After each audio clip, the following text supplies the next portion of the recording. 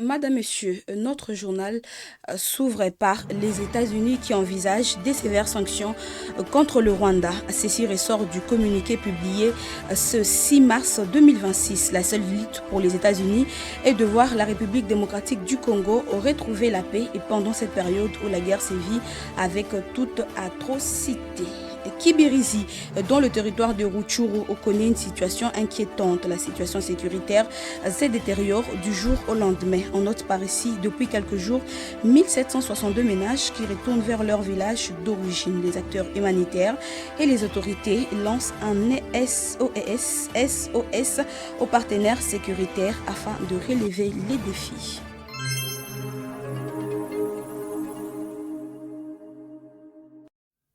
Bon week-end, bonsoir chez vous et merci d'être branché sur votre média Eva Patrick TV 2. Les États-Unis prennent des mesures contre le Rwanda pour son soutien au M23 en République démocratique du Congo, exigeant les retraits de ses troupes et la neutralisation des FDLR. Les sanctions visent à faire pression pour la paix et dans la région. Reportage. Dans un communiqué publié le 6 mars 2026, les États-Unis ont annoncé une politique de restriction des visas visant plusieurs responsables rwandais accusés de contribuer à l'instabilité régionale dans l'est de la République démocratique du Congo. Selon le département d'État, ces responsables ont continué de soutenir la rébellion du M23 et de violer les accords de Washington, alimentant les violences dans la région de Grand Lac. Ces communiqués du ministère américain des Affaires étrangères rappellent que les engagements pris dans ces accords doivent être appliqués pleinement et sans délai. La République démocratique du Congo est appelée à neutraliser immédiatement les rebelles des forces de libération du Rwanda et ses affiliés, tandis que le Rwanda doit procéder au retrait total de ses troupes et équipements militaires du territoire congolais. Les États-Unis considèrent ces mesures comme essentielles pour libérer les potentiels économiques immenses dans la région. Le département d'État avertit que toute personne responsable, complice ou facilitatrice d'actes compromettant la paix dans les Grands Lacs s'expose à des conséquences concrètes, y compris des restrictions pouvant toucher certains membres de sa famille. Cette annonce fait suite à l'imposition de sanctions contre les forces de défense rwandaises et 4 de leurs officiers supérieurs annoncés le 2 mars 2026. Les États-Unis reproche à ces derniers leur soutien opérationnel direct au mouvement du 23 mars et ses affiliés dans l'est de la RDC.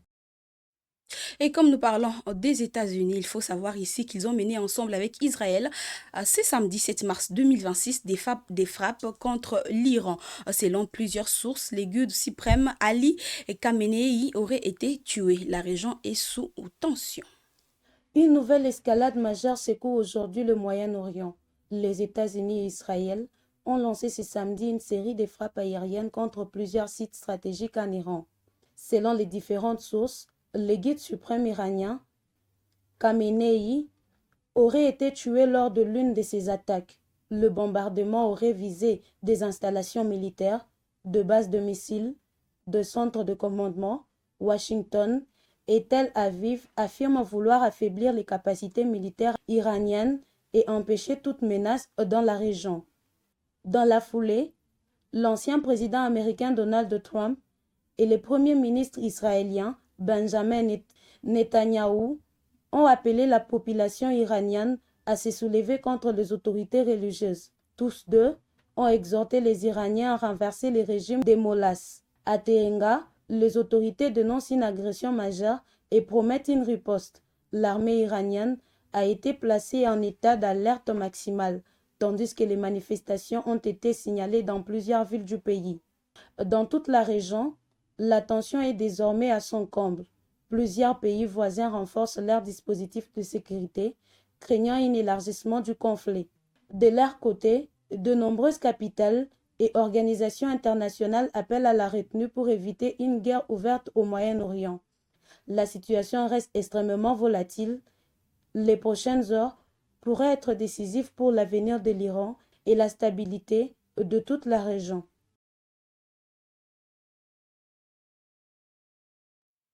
Et la République démocratique du Congo participe activement aux grandes discussions internationales sur l'énergie et la coopération technologique. Ces questions ainsi que la situation générale du pays sont au centre du 81e Conseil des ministres qui s'est tenu l'après-midi de ce 6 février à la Cité de l'Union africaine à Kinshasa.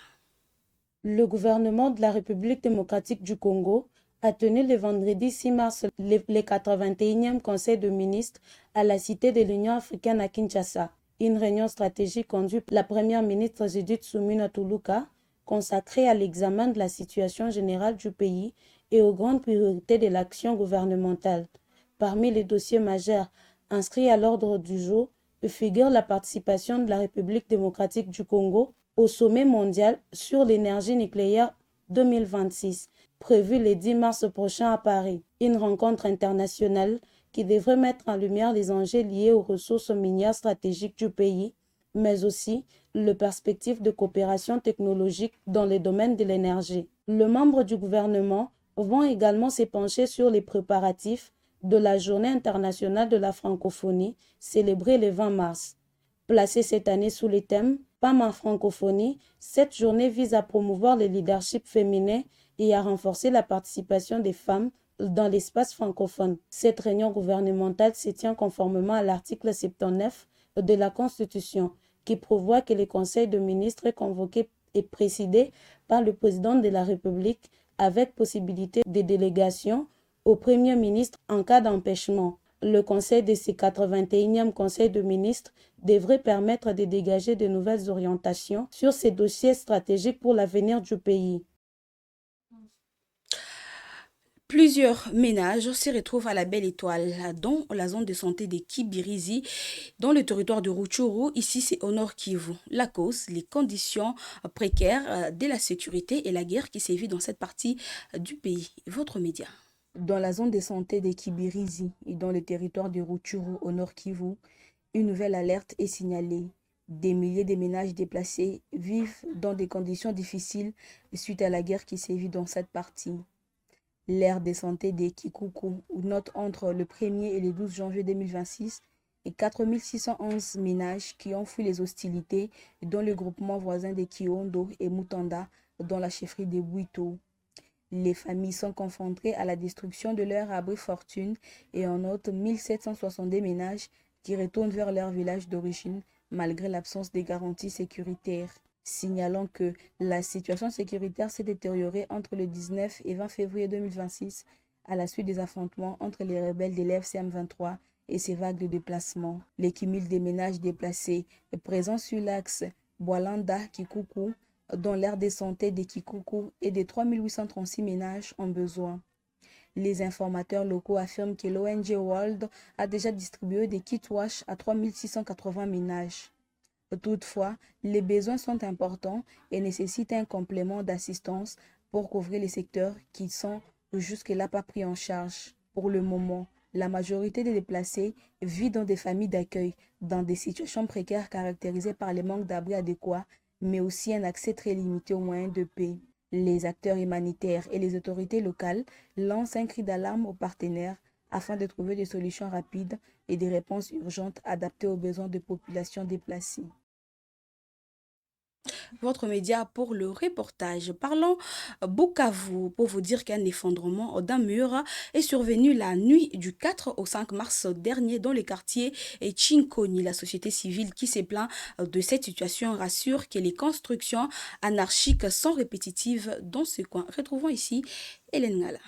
Un éboulement de terre a frappé les quartiers Kikoni à Bukavu dans la nuit du 4 au 5 mars, causant la mort de 2 enfants et blessant 4 personnes autres. Le drame est survenu suite à l'effondrement du mur mal construit de plus de 3 mètres alors que la famille se trouvait à l'intérieur. La nouvelle dynamique de la société civile dénonce cette construction anarchique et imprudente. Samikolo Kitwimbi Libertin, secrétaire et président par intérim, indique 2 enfants de moins de 6 ans ont perdu la vie, 4 autres personnes gravement blessées et la famille sinistrée se retrouve sans ressources. La société civile appelle les autorités locales à renforcer les contrôles et à prendre des mesures concrètes pour assurer la sécurité des habitants et prévenir de nouveaux drames. La vie de la population est sacrée, rappelle-t-elle, lançant également un appel à la solidarité envers la famille touchée.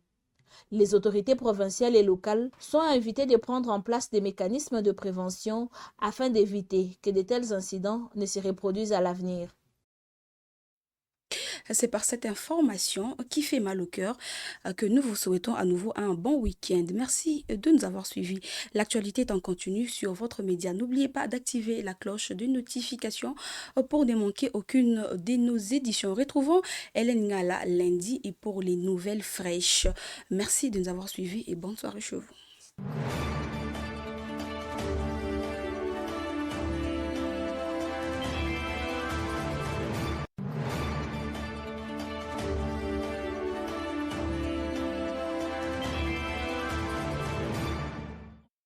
Troubles du système immunitaire, chute de tension, maux de tête, fatigue, perte de poids, frigidité et diarrhée. Dites adieu aux inconforts et retrouvez une nouvelle jeunesse avec une tasse du Maxi Bien-être au quotidien. Une solution bio composée des plantes traditionnelles, 100% naturelles et reconnue pour sa vertu. Une formule adaptée pour hommes et femmes. Depuis plus de 10 ans, le Maxi Bien-être Café renforce le système immunitaire, restaure la fatigue physique, améliore le sommeil, aide à stabiliser la tension et la glycémie, nettoie les reins, soulage l'hémorroïde et la constipation. Maxi Bien-être restaure les dysfonctionnements sexuels, l'impuissance et l'éjaculation précoce. Maxi Bien-être est disponible partout dans le monde. Passez vos commandes sur le numéro affiché.